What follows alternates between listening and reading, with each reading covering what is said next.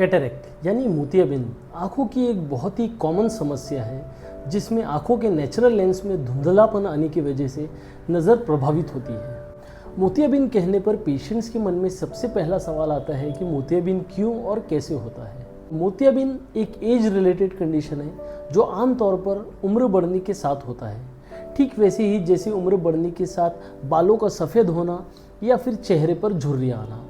लेकिन कुछ और कारणों से भी मोतियाबिंद किसी भी उम्र में हो सकता है, जैसे कि आंखों पर चोट लगना, कुछ दवाइयाँ या कुछ आई ड्रॉप्स का लंबे समय तक इस्तेमाल करना, या फिर उन पेशेंट्स में जिनमें कुछ और भी एग्जिस्टिंग डिजीज़ है जैसे कि डायबिटीज़, उन पेशेंट्स में भी मोतियाबिंद अर्ली एज में डेवलप हो सकता है।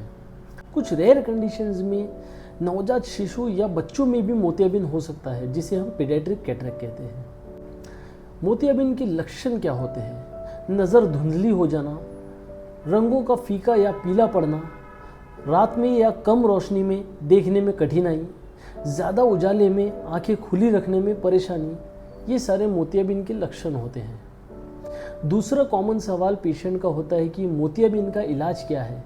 क्या किसी आई ड्रॉप या दवाई से मोतियाबिंद ठीक हो सकता है? मोतियाबिंद का इलाज सिर्फ और सिर्फ ऑपरेशन है, यानी सर्जरी।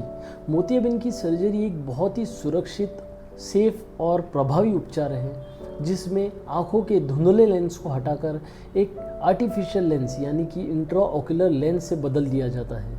तीसरा कॉमन सवाल पेशेंट का होता है कि मोतियाबिंद का ऑपरेशन कब करवाना चाहिए? क्या मोतियाबिंद के पकने तक का वेट करना चाहिए? तो इन जनरल मोतियाबिंद के ऑपरेशन का कोई स्टैंडर्ड समय या स्टैंडर्ड स्टेज नहीं है।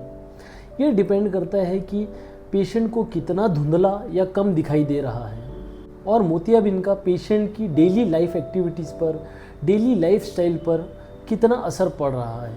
अगर पेशेंट को गाड़ी चलाने में परेशानी हो रही है, कम दिखाई देने की वजह से या धुंधला दिखाई देने की वजह से डेली रूटीन काम काज में परेशानी हो रही है, तो ऐसे में मोतियाबिंद का ऑपरेशन जल्द से जल्द करवा लेना सही है।